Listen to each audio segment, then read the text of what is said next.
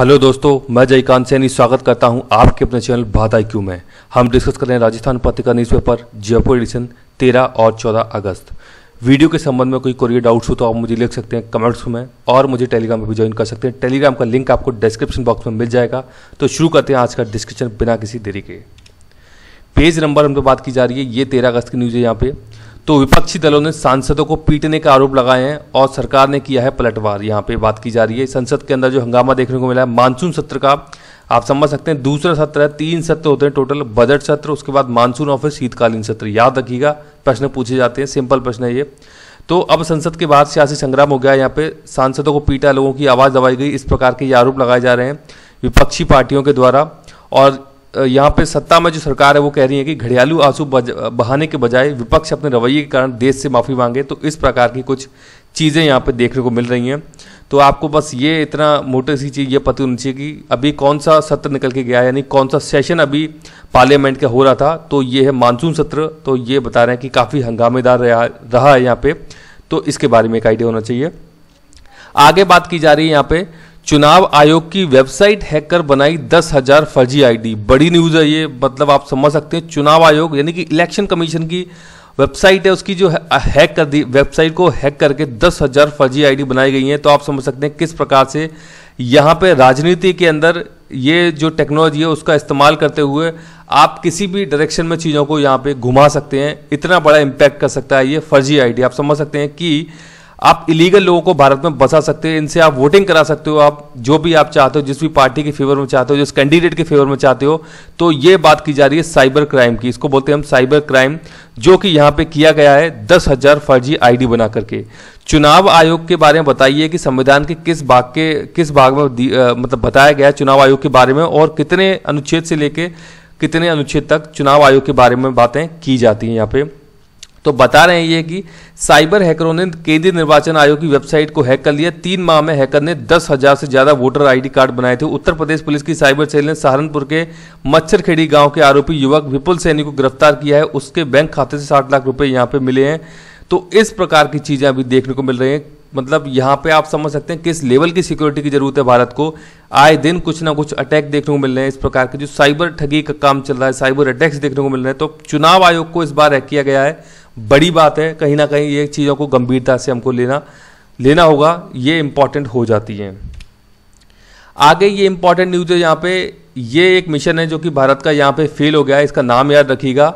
तो प्रक्षेपण के 5 मिनट बाद ही रॉकेट के क्रायोजेनिक चरण में आई तकनीकी विसंगति के कारण भारतीय अंतरिक्ष अनुसंधान संगठन इसरो के गुरुवार को अत्याधुनिक भू अवलोकन उपग्रह EOS यानी कि अर्थ ऑब्जर्वेटरी सैटेलाइट 03, नाम याद रखिएगा, इसको पूछा जा सकता है क्योंकि यहाँ पे फेल हो गया है। तो इसरो के द्वारा इसको लॉन्च किया जाने वाला था। तो ये बात यहाँ पे बताई जा रही है। देख लेते हैं कुछ इंपॉर्टेंट चीजें इसके बारे में। तो ISRO suffer the loss of an important earth observation satellite, याद रखिएगा GSLV रॉकेट से इसे लॉन्च किया जा रहा था, ये लेकिन फेल हो गया। यहाँ पे बात की जा रही है अर्थ ऑब्जर्वेशन सैटेलाइट, तो लॉन्च्ड बाय इसरो के द्वारा अन्य ऐसी अर्थ ऑब्जर्वेशन सैटेलाइट भी लॉन्च की गई। इनके नाम बताए गए हैं रिसोर्ससेट 2, 2A, Cartosat 1, 2A, 2B, reset 1। तो ये इनके नाम है। ओशियनसेट 2, ये है मेगा ट्रोपिक्स, सरल, स्कैटसेट, इनसेट 3DR, ये कुछ नाम है। तो इनके बारे में आपको आप पता होना चाहिए, मोटा सा आइडिया होना चाहिए कि ये अर्थ ऑब्जर्वेशन सैटेलाइट है जो कि पृथ्वी है, इस प्रकार से इसके चारों ओर चक्कर लगाते हैं और जानकारियां देते हैं धरती पर। तो ये काम किया जाता है अर्थ ऑब्जर्वेटरी सैटेलाइट के द्वारा। अच्छा, मैं आपको बता दूं कि ये जो सैटेलाइट है पृथ्वी के चारों ओर चक्कर लगाती है, इनको जियो सिंक्रोनस सैटेलाइट भी बोला जाता है, क्योंकि जब आप पृथ्वी से इनको देखते हैं ना तो आपको ये स्थिर नजर आएंगी, यानी कि स्टेशनरी नजर आएंगी, रुकी हुई नजर आएंगी, क्योंकि इसका जो एंगल है यहाँ पे ये पृथ्वी के साथ साथ चल रहा होता है। ये इसीलिए लगता है कि कहीं ठहरी हुई है यहाँ पे। तो ये चीजें भी देखने को मिलती हैं। आगे देखते हैं हम, की पॉइंट्स बताए गए हैं कि अबाउट द EOS 03 के बारे में बता रहे हैं कि imagine the entire country 4 to 5 minutes every day, बात की जा रही है। GSLV रॉकेट, हाँ ये याद रखिएगा, GSLV किस रॉकेट का नाम याद रखिएगा, इससे इसको लॉन्च किया जा रहा था, GSLV F10। ये GSLV का फुल फॉर्म आपको जरूर पता होना चाहिए यहाँ पे, क्योंकि ये इंपॉर्टेंट हो जाता है। तो जियो सिंक्रोनस सैटेलाइट लॉन्चिंग व्हीकल इसका फुल फॉर्म है, ये आप याद रखिएगा, इंपॉर्टेंट हो जाता है।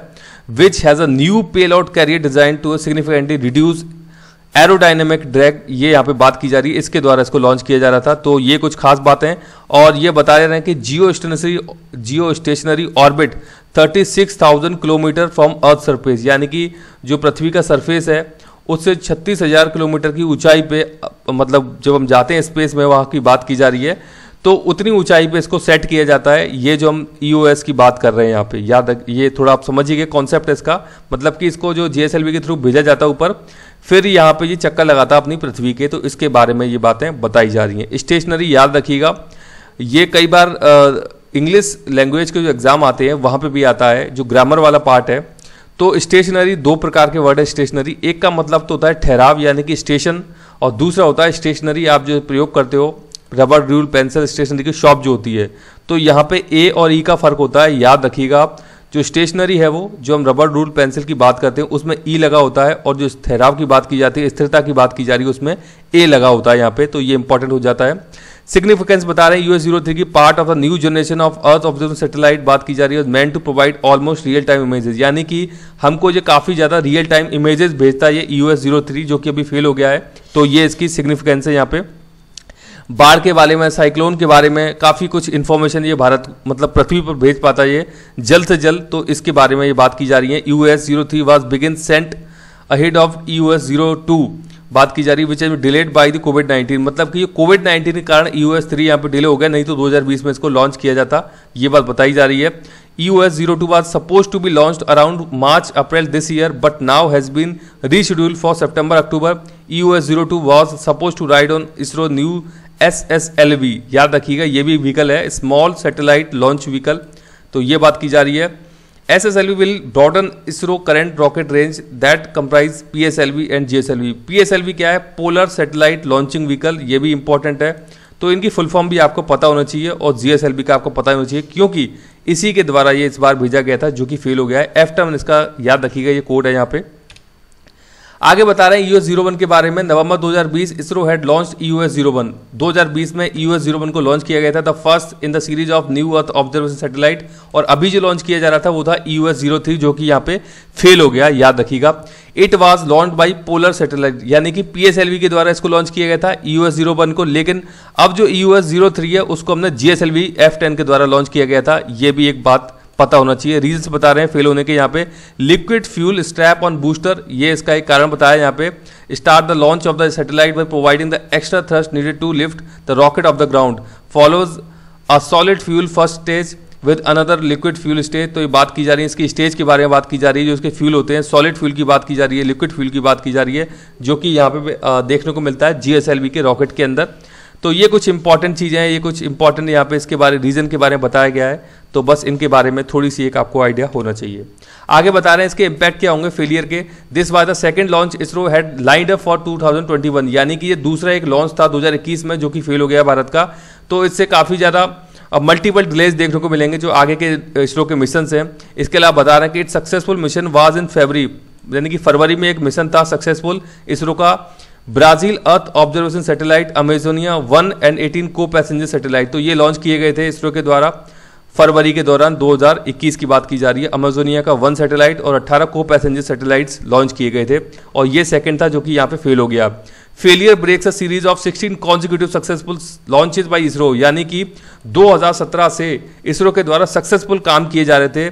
16 कॉन्जिक्यूटिव सक्सेसफुल लॉन्चेस थे 2017 से, लेकिन अभी ये फेल हो गया। Satellites had been plan for 2021 के लिए इसको प्लान किया गया था, including OceanSat 3, GSat 2, RISAT 2A, with these mission set to cost and estimated 701.5 crore. ये बताएगी, इनके बारे में कॉस्ट बताई गई है।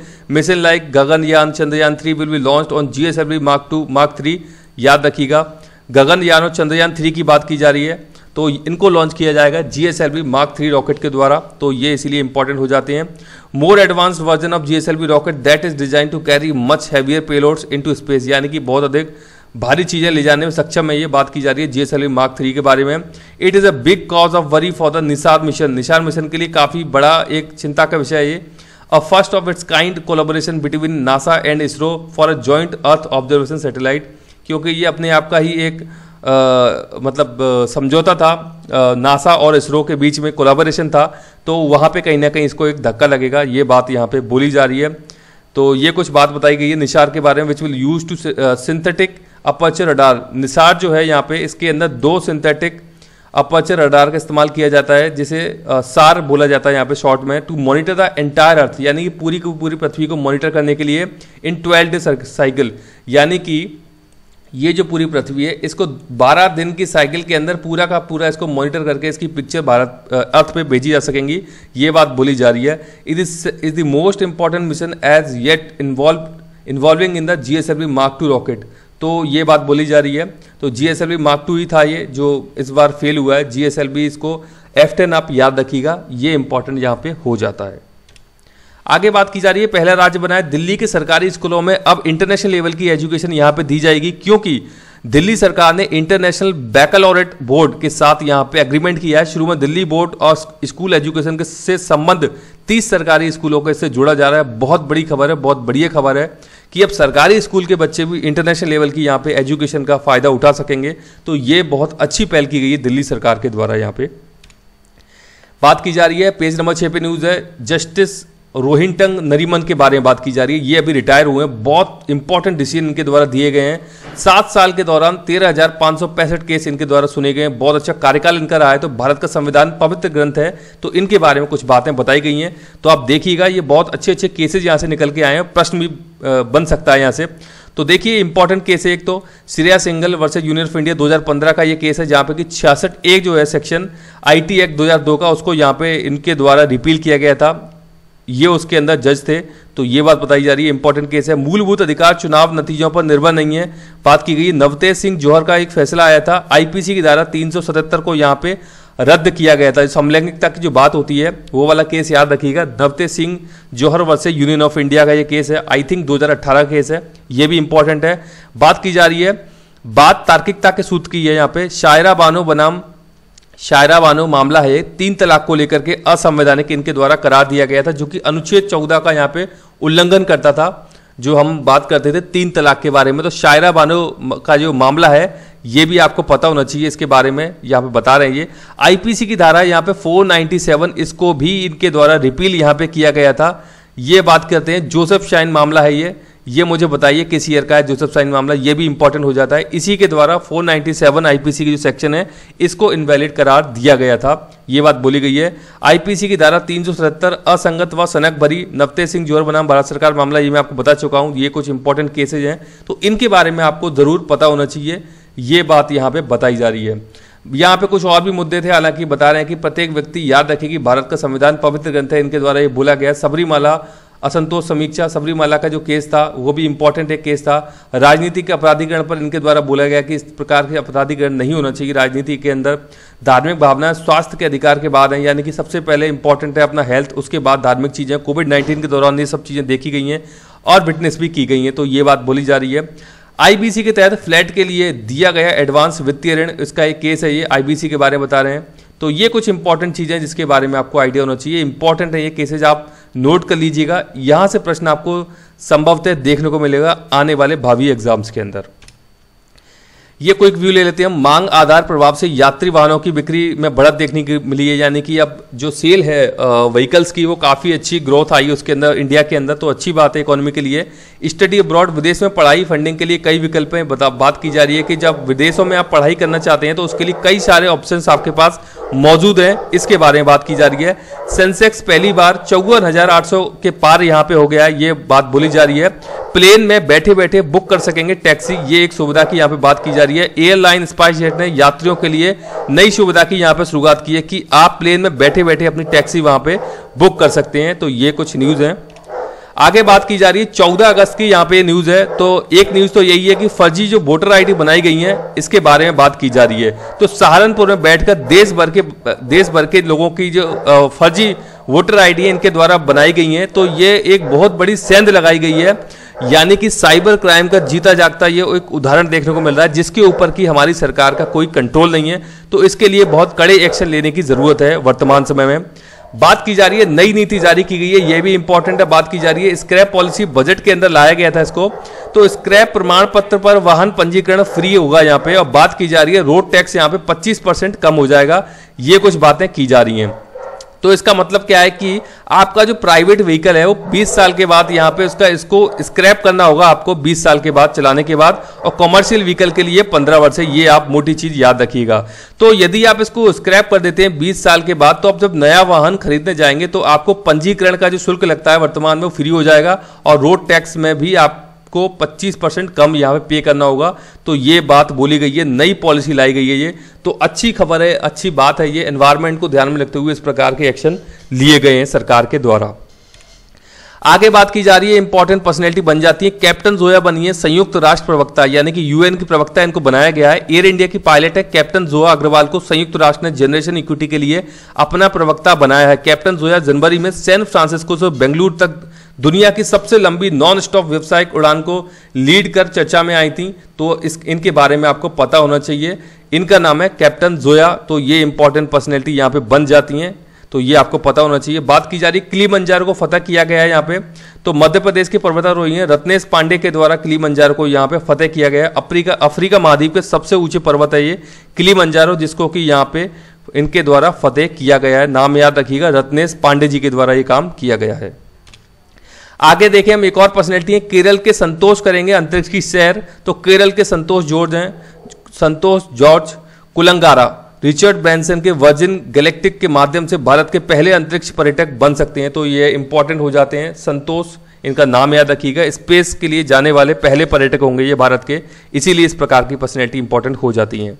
आगे बात की जा रही है, ये भी इंपॉर्टेंट है, एनवायरमेंट के हिसाब से फैसला लिया गया है ये कि सिंगल यूज प्लास्टिक पर बैन करने की बात अभी निकल के आई है। तो केंद्र सरकार ने अगले साल तक भारत को सिंगल यूज प्लास्टिक मुक्त बनाने की दिशा में 1 जुलाई से इसके उपयोग पर प्रतिबंध की घोषणा कर दी है।